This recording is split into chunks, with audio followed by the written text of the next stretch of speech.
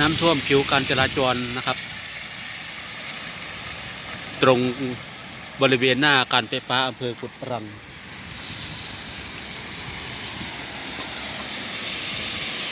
หน้าการไฟฟ้าอำเภอกุดรังก่อนถึงหน้าที่ว่าการอำเภอกุดรัง100 เมตร50 เมตรเองนะครับท่วมยาวเลยนะครับบริเวณหน้าที่ว่าการอำเภอกุดรังนะครับเลยขึ้นมาจนถึงการไฟฟ้ากุดรังใช้รถใช้ถนนช่วงนี้ให้วิ่งด้วยความระมัดระวัง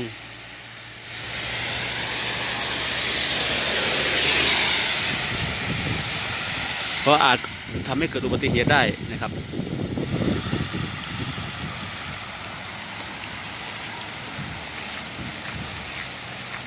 ช่วงนี้หมวดการทางกุดรังได้นำกลวยแผงกั้นต่างๆนะครับมาติดตั้งเพื่อให้มองเห็นชัดเจน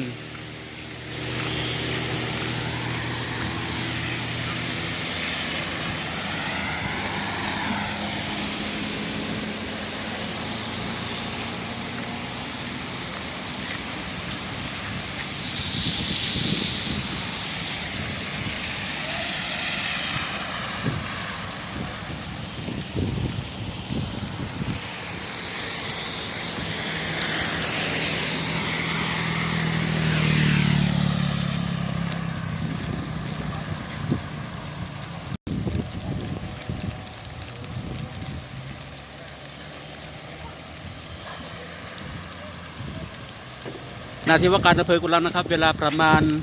14:20 นาทีน้ำท่วมผิวการจราจร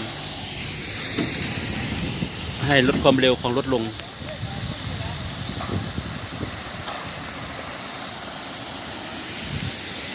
ตั้งแต่หน้าปูนนะครับปูนผสมเสร็จไปจนถึงตู้ยามจราจรถึงหน้าโรงพยาบาลกุดรังนะครับ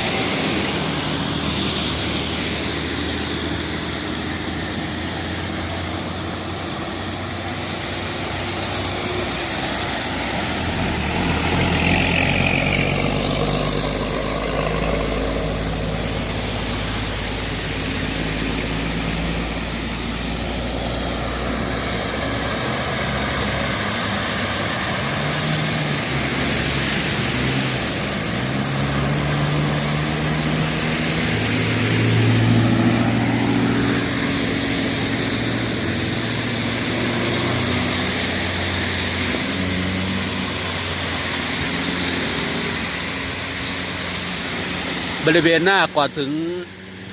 หน้าที่ว่าการอำเภอกุดรังนะครับบริมาณกุดรังโรงทองนะครับไฟฟ้ากุดรัง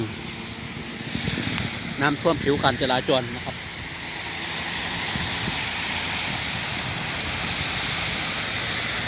ใช้รถด้วยความระมัดระวัง